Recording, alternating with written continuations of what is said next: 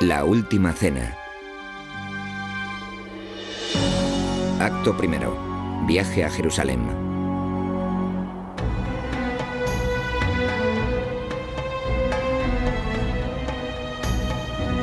Hace 2000 años, en la primavera de un año tumultuoso, los judíos de todos los rincones del antiguo Israel hicieron el peregrinaje a su ciudad santa, Jerusalén, para celebrar la festividad que ellos llaman Pascua.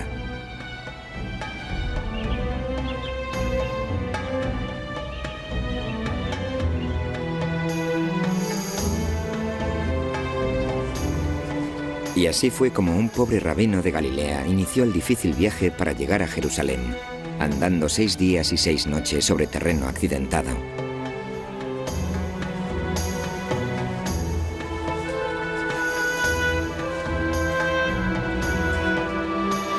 El nombre del rabino era Jesús de Nazaret.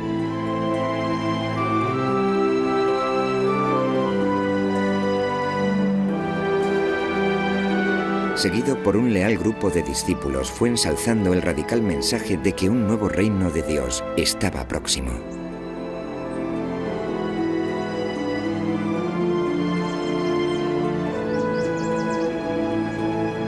Los trascendentales acontecimientos de la última semana de Jesús que precedieron a la última cena puede que nunca sean entendidos del todo, ya que no existen informes de testigos oculares.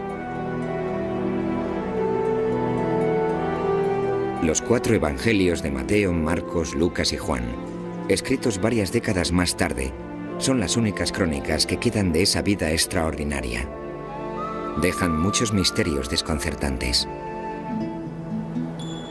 ¿Qué sucedió durante las pocas horas de la última cena que alteraría para siempre el curso de la historia humana? ¿Por qué para compartir una simple cena con sus discípulos arriesgó Jesús su vida al entrar en una ciudad ocupada por las hostiles legiones romanas?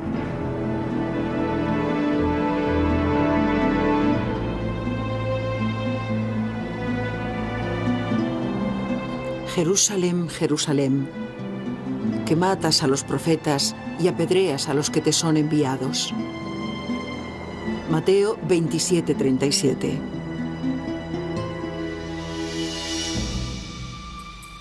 Para Jesús, y casi todos los judíos que vivían bajo la dura ocupación romana, las calles de esta, la más santa de las ciudades, estaban llenas de peligro.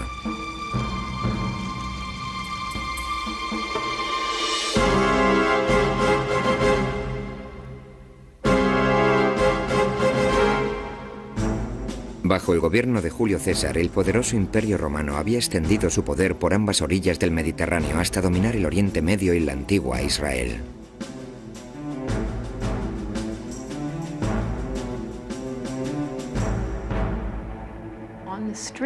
Veías en la calle a un soldado romano y a sus compañeros, y como judío te erizabas.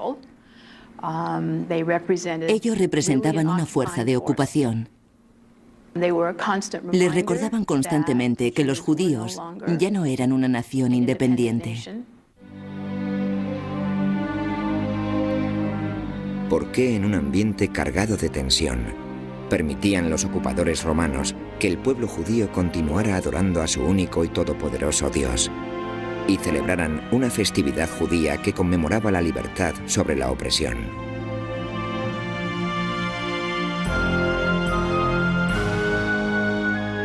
Acordaos siempre del día en que salisteis de Egipto, de las casas de la servidumbre, pues ha sido la poderosa mano de Yahvé la que os ha sacado. Éxodo 13:13.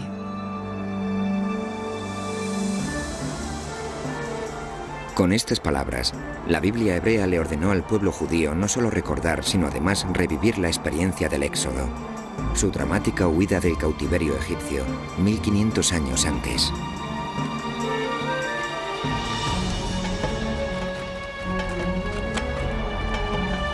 Conducidos por Moisés a través del desierto de Sinaí, miles de esclavos hebreos habían llegado a Israel, la tierra prometida, y a la libertad.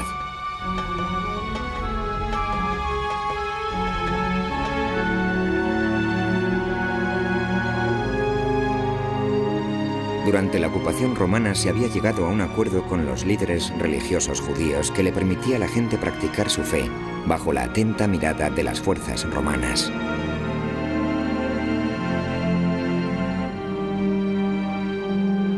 Pero tanto para los romanos como para los judíos, la semana de Pascua era un periodo inestable y peligroso que ponía en peligro el precario equilibrio político.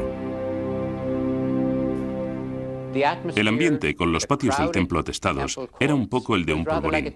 La gente celebraba la liberación de un cautiverio imperial, mientras volvían a encontrarse sometidos a otro cautiverio imperial. Muchos esperaban algún tipo de liberación de la ocupación romana. Algunos esperaban la llegada de una gran figura mesiánica. Otros pensaban que Dios intervendría de forma sobrenatural en su defensa, enviando del cielo a un juez cósmico que derrocara a sus enemigos. Poco antes de su llegada a Jerusalén, Jesús visita el templo sagrado, el centro de la vida religiosa judía. Es en él donde lleva a cabo su primer acto revolucionario. ¿Por qué elegiría Jesús este momento y lugar para dar un paso que decidiría su destino?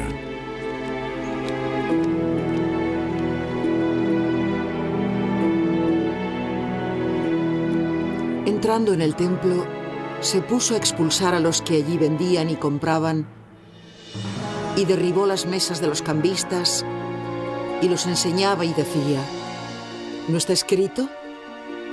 Mi casa será casa de oración para todas las gentes. Pero vosotros la habéis convertido en cueva de ladrones. Marcos 11:15.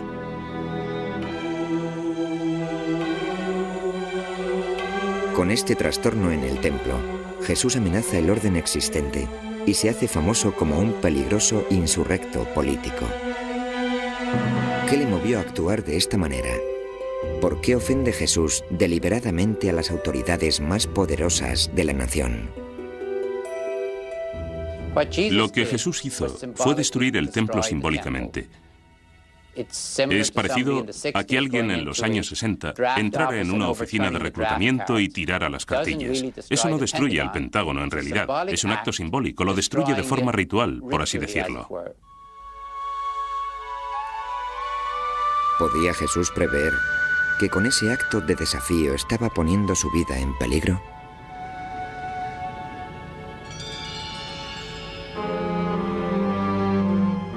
Faltaban 2 días para la Pascua y los ácimos. Y buscaban los sacerdotes y los escribas cómo apoderarse de él con engaño y darle muerte, porque decían: no en la fiesta, no sea que se alborote el pueblo. Marcos 14:2. Mientras Jesús se prepara para la festividad de la Pascua, otros traman una siniestra conspiración.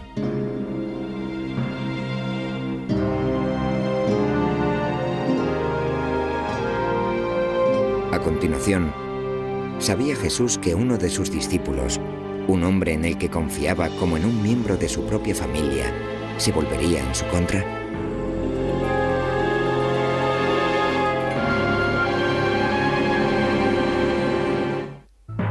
Acto segundo. Una funesta premonición.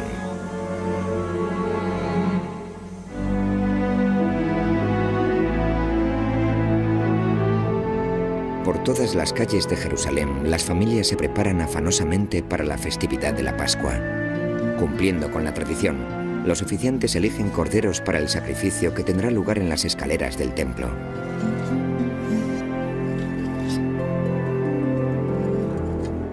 Es en medio de esta sagrada ocasión cuando un reducido grupo de conspiradores urde su complot. Los especialistas se han sentido fascinados por la tentadora pregunta: ¿previó Jesús su propia muerte? No tiene por qué ser una prueba de un conocimiento previo sobrenatural admitir que está en apuros. Ha ofendido a las autoridades del templo. Seguramente sabe lo que le pasa a los profetas que hacen este tipo de cosas. Suelen ser arrestados y con frecuencia ejecutados.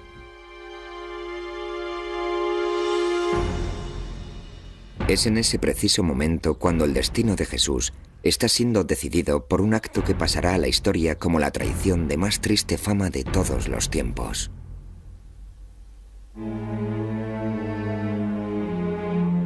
Judas Iscariote, uno de los 12, se fue a los sumos sacerdotes para entregárselo. Ellos, al oírle, se alegraron y prometieron darle dinero. Marcos 14:10.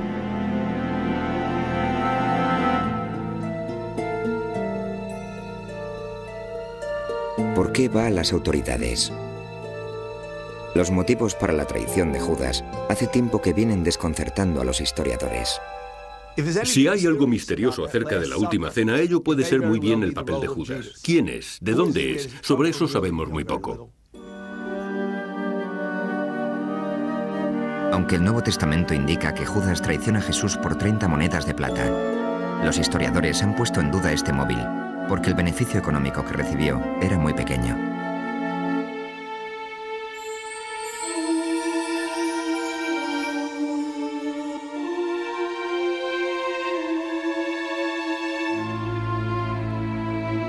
Algunos especialistas creen que Judas pudo desilusionarse con Jesús. Es posible que Judas esperara que Jesús fuera el Mesías que se aguardaba tradicionalmente, que empuñara la espada, que enardeciera a las tropas, que expulsara a los romanos de la nación. Cuando esto no sucede, Judas se enfada y por frustración y resentimiento entrega a Jesús a las autoridades. Aunque las autoridades del templo están provistas de pruebas incriminatorias contra Jesús, sorprendentemente no le arrestan. En lugar de eso, esperan a la ocasión adecuada.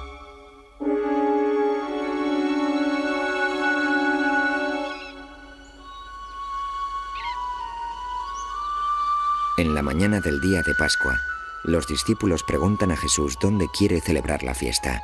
Él envía a Pedro y a Juan con unas instrucciones extrañamente detalladas.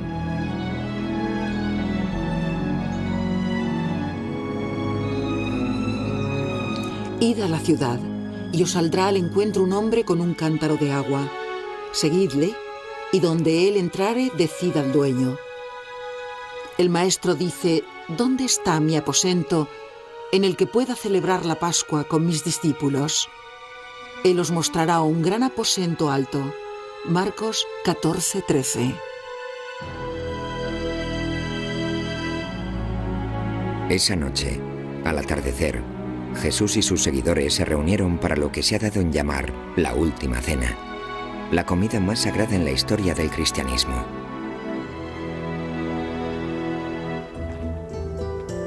Durante casi 2000 años, los historiadores han intentado resolver el misterio sobre dónde tuvo lugar esta cena exactamente.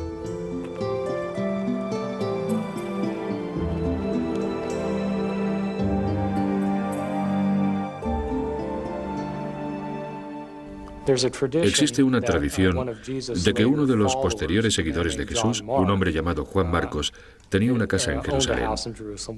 Sabemos por el libro de los Hechos que su madre tiene una casa, y es posible que estuvieran cenando en la casa de la madre de Juan Marcos.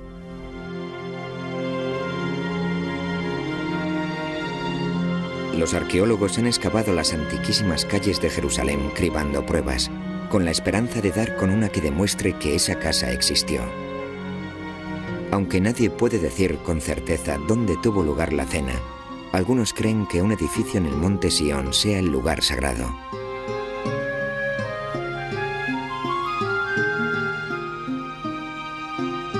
El edificio gótico que ocupa este lugar data del siglo XII, pero en otros tiempos una antigua vivienda se irguió en este lugar. ¿Podría ser este el auténtico lugar donde Jesús y sus seguidores se reunieron para su última cena?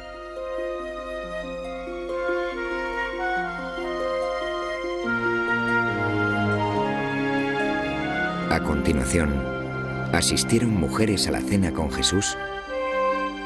Nos ha dejado la pintura religiosa más famosa del mundo una imagen distorsionada de la última cena.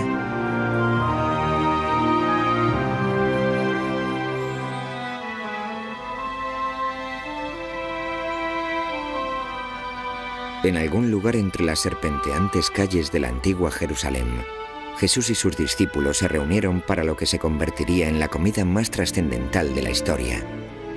El suceso ha suscitado el interés de la humanidad durante 2000 años.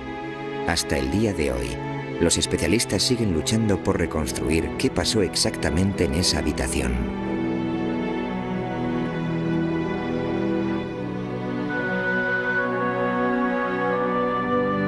Según el Nuevo Testamento, 12 discípulos estuvieron a la mesa con Jesús. Solo sabemos los nombres de algunos: Pedro, Santiago, Juan, Andrés y Judas. Para estos individuos, compartir la comida hacía tiempo que representaba un papel sorprendentemente importante en su visión de un objetivo colectivo. A lo largo de su ministerio, Jesús celebró muchas comidas con sus discípulos y otras personas. Compartía su mesa, lo que era un hecho significativo. En la antigüedad, compartir una comida con alguien indicaba un nivel de igualdad que tenías con esa persona. No solo era cuestión de comer juntos, era más bien una ocasión social, casi una ocasión espiritual.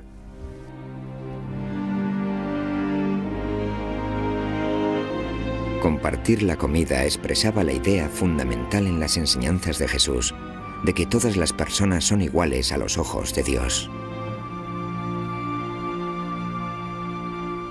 Jesús usa la comida, lo que yo llamo la mesa abierta, como un símbolo de la nueva sociedad que él denomina el reino de Dios. Es una mesa que no discrimina entre ricos y pobres, entre hombres y mujeres, entre los que tienen y los desposeídos, entre los puros y los impuros, entre esclavos y libres.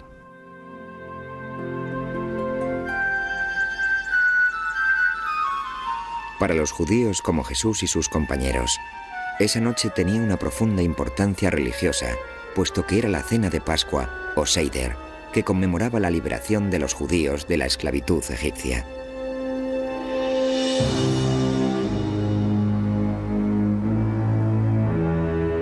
Según la historia tal y como se narra en el Éxodo, Dios había impuesto 10 terribles plagas al faraón egipcio para doblegarlo.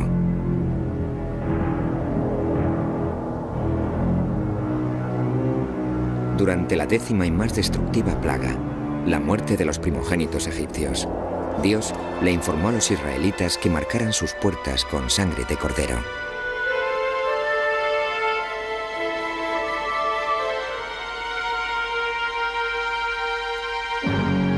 Yo, Yahvé, la sangre servirá de señal en las casas donde estéis. Yo veré la sangre y pasaré de largo, y no habrá para vosotros plaga mortal cuando yo hiera la tierra de Egipto. Éxodo 12:12.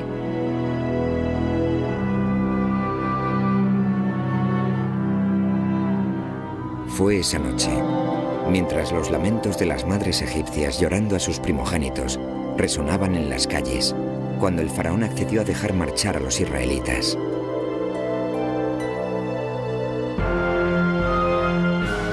Moisés pudo por fin sacar a su pueblo de siglos de esclavitud y llevarlos a través del Mar Rojo, rumbo a la tierra prometida.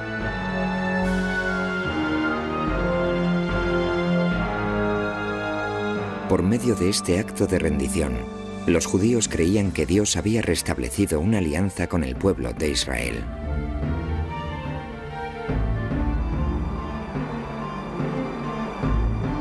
Aunque la mayoría de los especialistas coinciden en que Jesús y sus compañeros se habían reunido para conmemorar la huida de Egipto, las preguntas más esenciales sobre esta comida final siguen sin respuesta.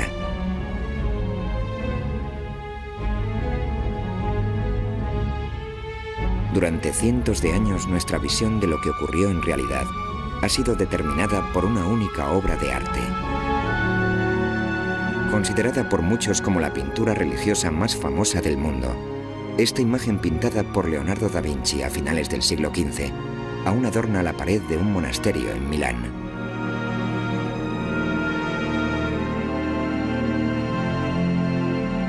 Pero los especialistas han llegado a cuestionar la exactitud histórica de la obra maestra de Da Vinci. ¿Quiénes de entre los compañeros de Jesús asistieron a la cena y cómo estaban sentados?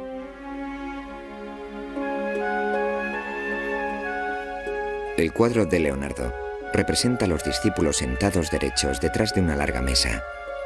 Pero según la costumbre judía, los invitados al Seder habrían estado reclinados en divanes en torno a una mesa en forma de U, llamada triclinio.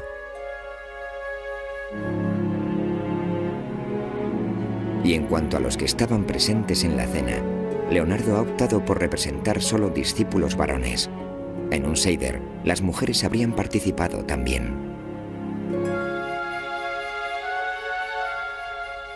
Había mujeres entre los discípulos. Estaban en el círculo de los allegados. En una comida familiar, una comida de fiesta, que es lo que es la Pascua. Claro que siempre hubo mujeres. Las mujeres tenían un papel. Lo tenían en las oraciones. Así que en la medida en que era una comida tradicional, suponemos que hubo mujeres presentes. ¿Se sentarían las mujeres a la mesa con Jesús en esta, la más sagrada de las cenas? Todos nuestros cuadros muestran a Jesús con 12 compañeros varones. Desde el punto de vista histórico, es muy importante preguntarse si fue eso lo que hizo Jesús. ¿Eligió a 12 hombres y fueron ellos los únicos presentes en la última cena? No veo absolutamente ningún motivo para suponer eso. Los compañeros de Jesús fueron hombres y mujeres en aquella reunión final. Incluso el supuesto de que 12 personas asistieran a la cena ha sido analizado minuciosamente.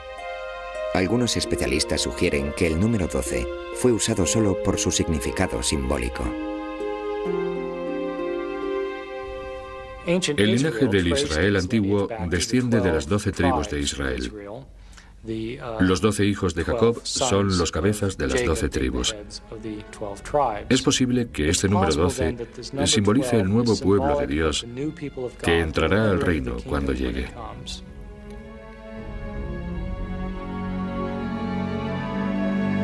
Pero mientras que muchos especialistas insisten en que la última cena fue una comida de Pascua, otros cuestionan ese supuesto. No creo que la última cena fuera la de Pascua. En primer lugar, no tenemos ninguno de los ritos de la Pascua propiamente dichos. El Cordero Pascual, la narración de la historia de la Pascua, nada de eso está en la descripción de la última cena.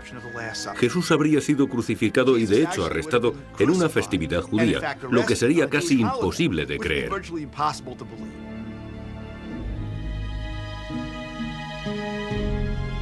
Los mismos evangelios están en discrepancia.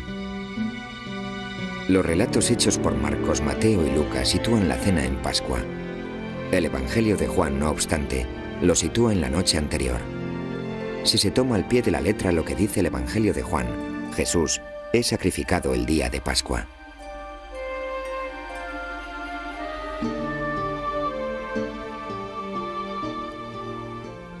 En esencia, lo que eso significa es que Juan quiere decirnos que Jesús es el Cordero Pascual. Así es como él interpreta el simbolismo de Jesús y su muerte. Con tantos misterios girando en torno a esas pocas horas, los especialistas coinciden en un hecho. Jesús fue traicionado por alguien que se sentó a su mesa. ¿Sabía Jesús a manos de quién moriría?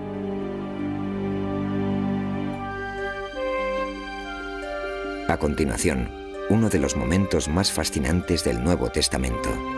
Jesús revela al traidor entre ellos.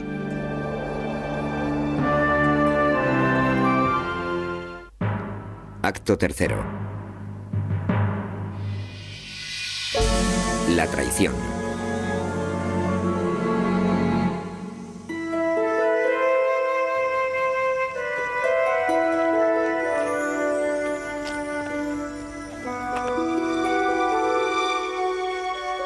Para los compañeros que cenaron juntos en la última cena, tal vez la comida más profética de la historia, el ambiente debió estar teñido de tristeza.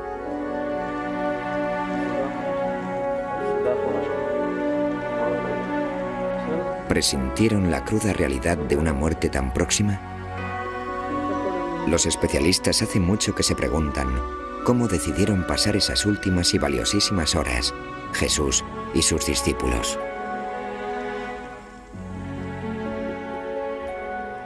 Para mí, las mayores incógnitas sobre la última cena son qué pasó realmente en esa comida. ¿Acaso decirle Jesús a sus discípulos que creía realmente que era el Mesías, el Hijo de Dios? ¿Qué tipo de reunión creativa para la siguiente fase del movimiento de Jesús se estaba desarrollando? Todas las motivaciones encontradas, sueños y aspiraciones sobre lo que significaba ser judío. Me hubiera encantado estar allí. De haber sido una mosca en la última reunión de Jesús, habría estado muy preocupado. Creo que de lo que se hablaría en una situación semejante, si eran sensatos, bien podría ser de cómo salir de la ciudad lo más rápido posible.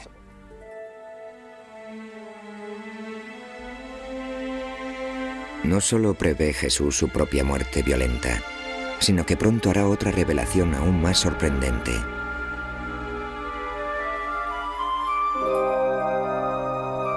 Recostados y comiendo, dijo Jesús: en verdad os digo que uno de vosotros me entregará, uno que come conmigo.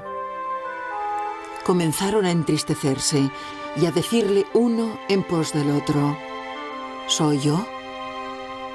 Marcos 14:18.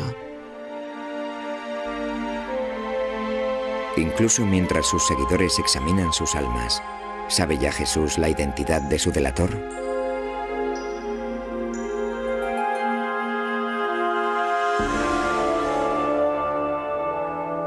Ay del hombre por quien el Hijo del Hombre será entregado. Mejor le fuera a este no haber nacido. Mateo 26:24. En los tiempos de Jesús, el acto de traición de Judas habría sido castigado con dureza. La ofensa de Judas es profunda en función de la estructura social en el siglo I, cuando la lealtad es el valor más elevado. De modo que la traición de Judas rompe el entramado social. En primer lugar, la lealtad dentro de la familia era absoluta. Defendías a los miembros de tu familia a muerte. Y lo que decía el movimiento de Jesús era que los lazos que tenían, los que estaban creando entre ellos, eran más fuertes que los lazos familiares.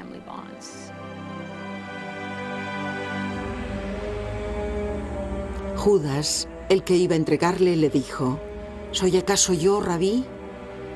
Y él respondió: tú lo has dicho. Mateo 26:25.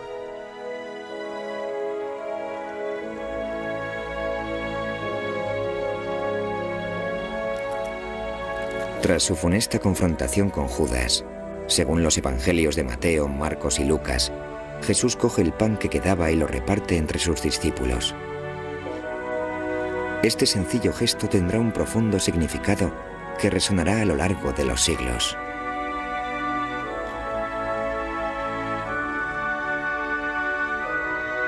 Este es mi cuerpo, que es entregado por vosotros. Haced esto en memoria mía. Lucas 22:19.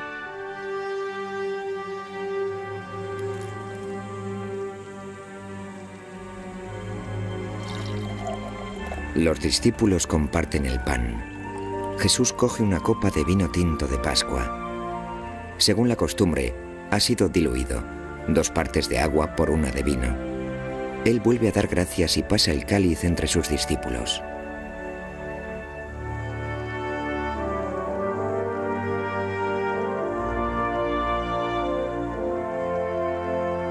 Tomadlo y distribuidlo entre vosotros.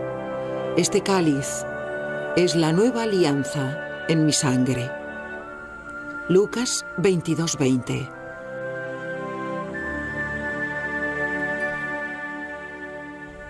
Jesús aprovecha el momento en que parte el pan y comparte la copa para decir que esto es lo que le va a pasar. Va a entregar su vida, su cuerpo y su sangre, y su propia vida por la mayoría.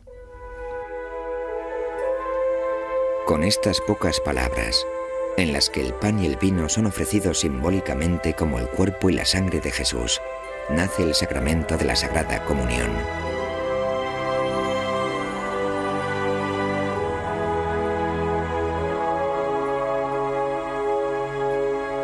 Sin embargo, la historia de la Última Cena en el Evangelio de Juan no incluye este impactante rito. En su lugar, registra otro acto profundamente simbólico, inexplicablemente omitido en los otros 3 evangelios.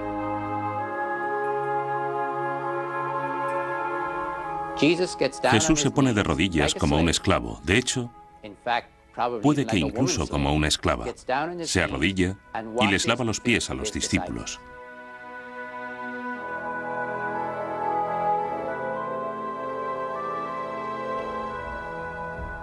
Que Jesús les lave los pies es, por un lado, una especie de sumisión, pero aún más, parece simbolizar la cesión del liderazgo.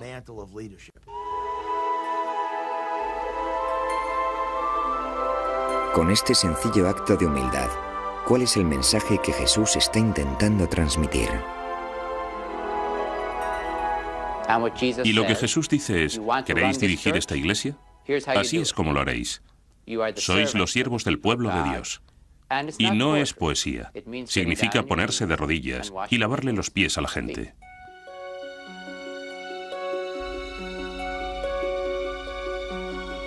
Los sucesos entre la noche de la Última Cena y el día de la crucifixión han dado en llamarse la Pasión de Jesús.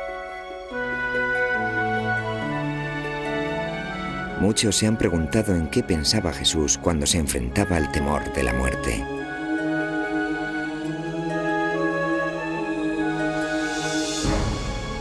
A continuación, un fatídico beso cambia el curso de la historia humana.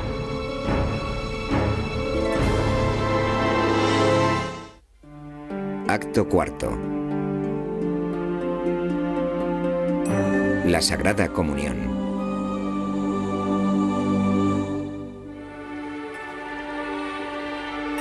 Cuando Jesús sale al fresco de la noche primaveral, es consciente de que su muerte está próxima.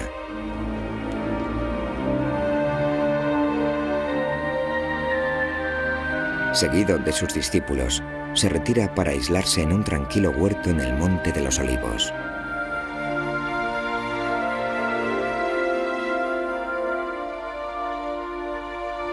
Entonces llegó Jesús con ellos a un lugar llamado Getsemaní y les dijo: «Sentaos aquí mientras yo voy a orar». Mateo 26:36.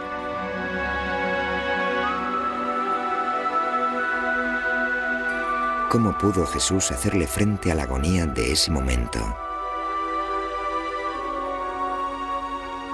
Se distancia de sus discípulos, cae de rodillas y se enfrenta a sus temores.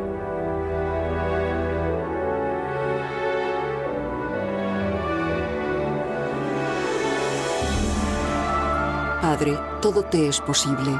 Aleja de mí este cáliz, mas no sea lo que yo quiero, sino lo que quieres tú. Marcos 14:32. La representación de Jesús es bastante sorprendente en su, podríamos decir, autenticidad psicológica. La intención de cumplir y ser fiel a la experiencia humana del miedo, de la incertidumbre.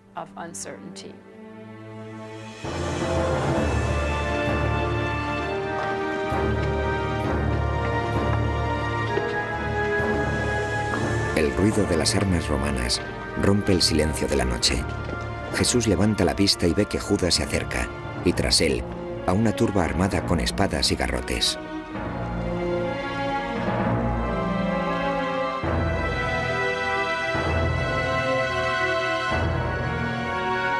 En el instante en que Judas llegó, se le acercó diciendo: «Rabí», y le besó.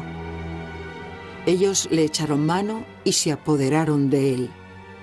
Marcos 14:45.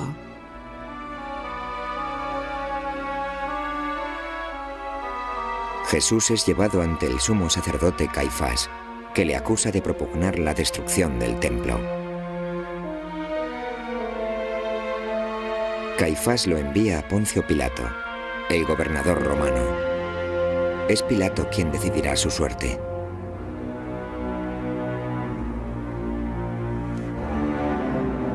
¿Eres tú el rey de los judíos?, le preguntó. Respondió Jesús: tú lo has dicho. Mateo 27:11. Uno de los misterios que rodean los últimos días de Jesús es que él nunca se proclama públicamente rey de los judíos, y sin embargo es arrestado, juzgado y ejecutado por decirse rey de los judíos.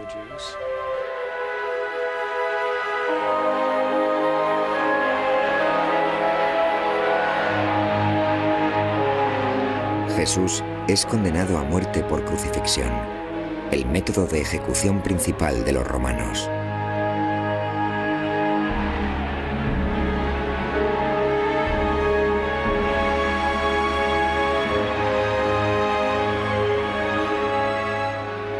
La crucifixión era una muerte lenta y tortuosa. En realidad se moría por asfixia. El prisionero que se sujetaba a la cruz era clavado por las muñecas antes que por las manos, como normalmente se representa. Duraba mientras le aguantaran las fuerzas. Cuando le fallaban las fuerzas, su cuerpo acababa por distenderse hasta tal punto que ya no podía respirar.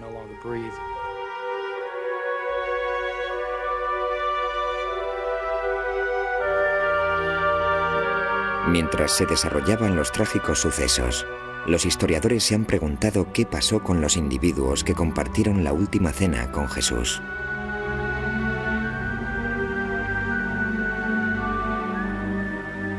Los indicios apuntan a que al menos los discípulos varones de Jesús huyeron. No me burlo de ellos por eso. Creo que es probable que yo hubiera hecho lo mismo. Pero es de crucial importancia distinguir entre perder el valor y perder la fe. Una cosa es huir y otra es seguir huyendo. Ellos no siguieron huyendo, y eso es lo importante. Salieron de la ciudad, pero no perdieron la fe.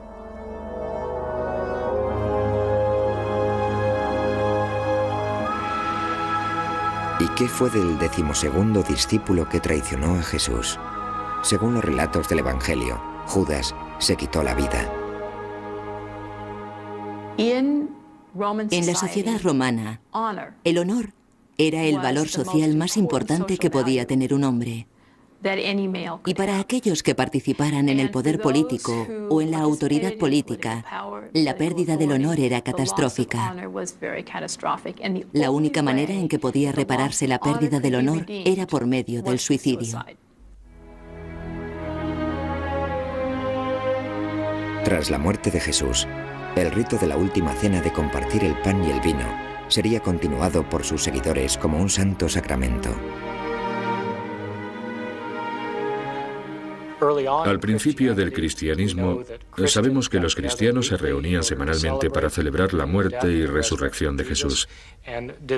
Y lo hacían con una comida comunitaria en la cual cada invitado aportaba un plato. Ahora, el primer significado de la última cena o cena eucarística era una acción de gracias. El mismo nombre, Eucaristía, Eucharistía, es la palabra griega para acción de gracias. Y el pan que era bendecido se llamaba pan agradecido. Los historiadores ahora saben que los primeros lugares de culto de los cristianos eran las casas de los conversos a la fe. Durante los primeros 3 siglos, las iglesias cristianas se reunían en los hogares, iglesias en casas. Y eso suponía que estaban en el ámbito doméstico. Estaban en el ámbito que la sociedad romana asignaba a las mujeres y a la autoridad femenina. La antiquísima lucha por el poder entre hombres y mujeres parece haber surgido por el problema de quién presidiría la cena comunitaria de la Eucaristía.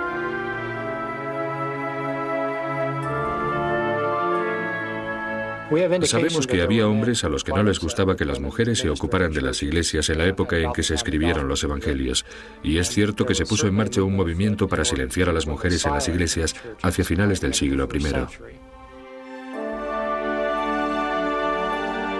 Hacia finales del siglo III, el culto fue sacado del hogar y trasladado a salones públicos llamados basílicas. Bajo la dirección de sacerdotes, la comida desaparece y los elementos del pan y el vino se convierten en el rito principal. Lo que tenemos es que ahora la autoridad se empieza a unir a la persona que preside esa comida eucarística. Y luego eso se convierte en una forma de separar a los líderes de las demás personas. Y así fue como del simple hecho de compartir una comida de hermandad, llamada Eucaristía, con el paso de los siglos se desarrollaría el rito de la Sagrada Comunión.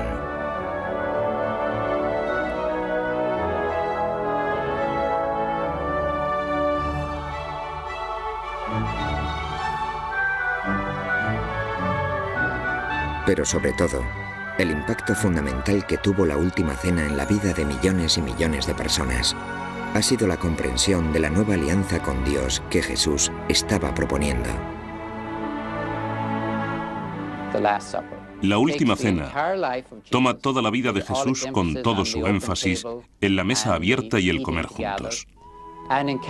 Compendia la vida y muerte de Jesús en una comida.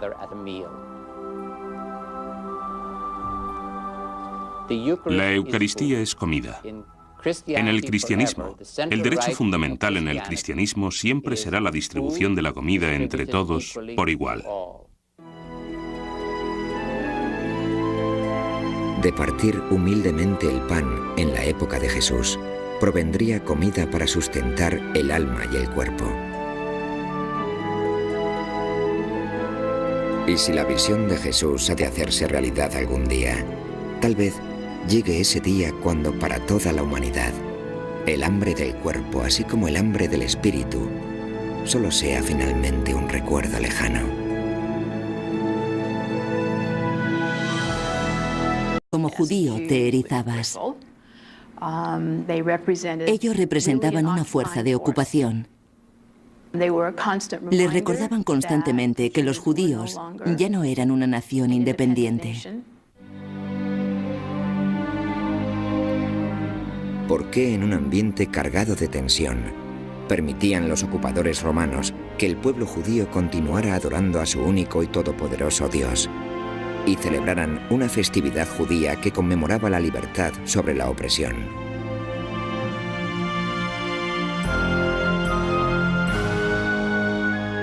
Acordaos siempre del día en que salisteis de Egipto, de las casas de la servidumbre, pues ha sido la poderosa mano de Yahvé la que os ha sacado. Éxodo 13:13.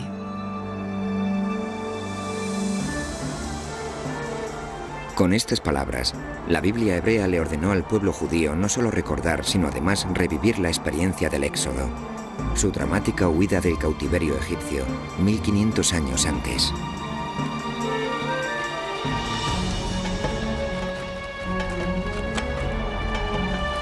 Conducidos por Moisés a través del desierto de Sinaí, miles de esclavos hebreos habían llegado a Israel, la tierra prometida y a la libertad.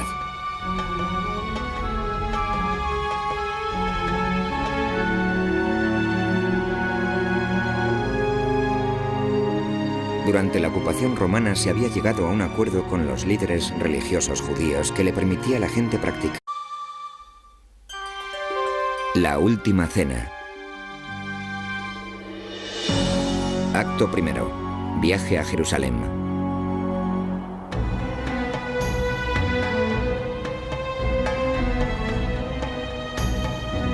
Hace 2000 años, en la primavera de un año tumultuoso, los judíos de todos los rincones del antiguo Israel hicieron el peregrinaje a su ciudad santa, Jerusalén, para celebrar la festividad que ellos llaman Pascua.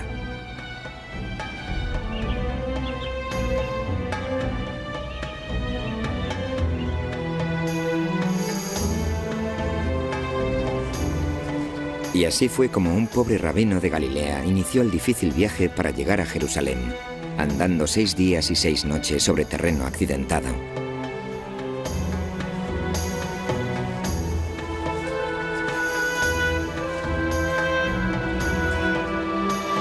El nombre del rabino era Jesús de Nazaret.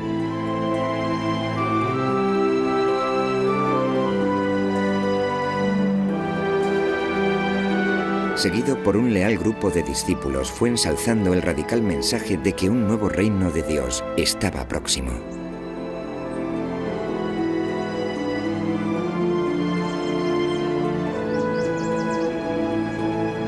Los trascendentales acontecimientos de la última semana de Jesús que precedieron a la última cena puede que nunca sean entendidos del todo, ya que no existen informes de testigos oculares.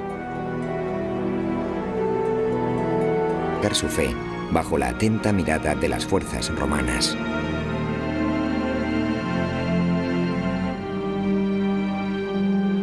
Pero tanto para los romanos como para los judíos, la semana de Pascua era un periodo inestable y peligroso que ponía en peligro el precario equilibrio político. El ambiente, con los patios del templo atestados, era un poco el de un polvorín. La gente celebraba la liberación de un cautiverio imperial, mientras volvían a encontrarse sometidos a otro cautiverio imperial. Muchos esperaban algún tipo de liberación de la ocupación romana. Algunos esperaban la llegada de una gran figura mesiánica. Otros pensaban que Dios intervendría de forma sobrenatural en su defensa, enviando del cielo a un juez cósmico que derrocara a sus enemigos. Poco antes de su llegada a Jerusalén, Jesús visita el templo sagrado, el centro de la vida religiosa judía. Es en él donde lleva a cabo su primer acto revolucionario. ¿Por qué elegiría Jesús este momento y lugar para dar un paso que decidiría su destino?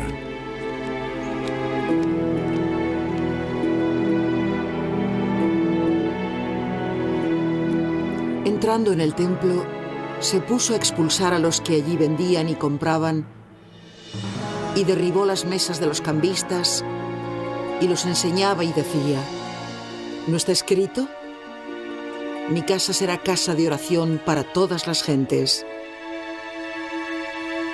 Pero vosotros la habéis convertido en cueva de ladrones. Marcos 11:15.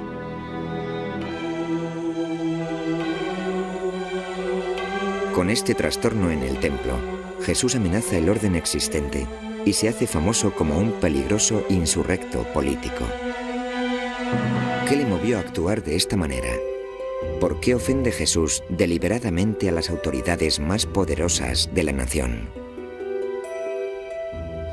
Lo que Jesús hizo fue destruir el templo simbólicamente.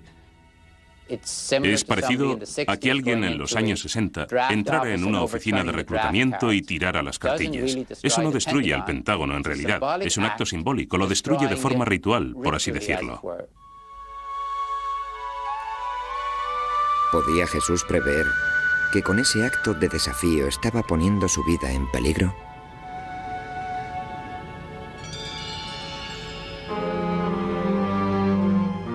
Faltaban 2 días para la Pascua y los ácimos. Y buscaban los sacerdotes y los escribas cómo apoderarse de él con engaño y darle muerte, porque decían: no en la fiesta, no sea que se alborote el pueblo. Marcos 14:2. Mientras Jesús se prepara para la festividad de la Pascua, los 4 evangelios de Mateo, Marcos, Lucas y Juan, escritos varias décadas más tarde, son las únicas crónicas que quedan de esa vida extraordinaria. Dejan muchos misterios desconcertantes. ¿Qué sucedió durante las pocas horas de la última cena que alteraría para siempre el curso de la historia humana?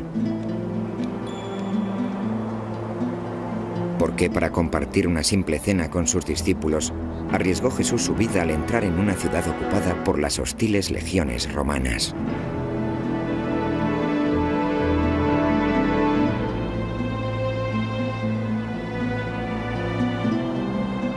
Jerusalén, Jerusalén, que matas a los profetas y apedreas a los que te son enviados. Mateo 27:37.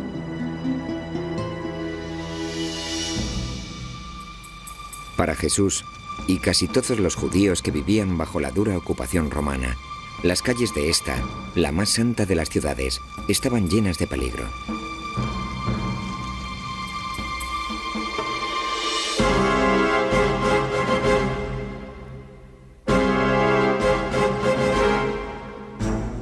Bajo el gobierno de Julio César, el poderoso imperio romano había extendido su poder por ambas orillas del Mediterráneo hasta dominar el Oriente Medio y la antigua Israel.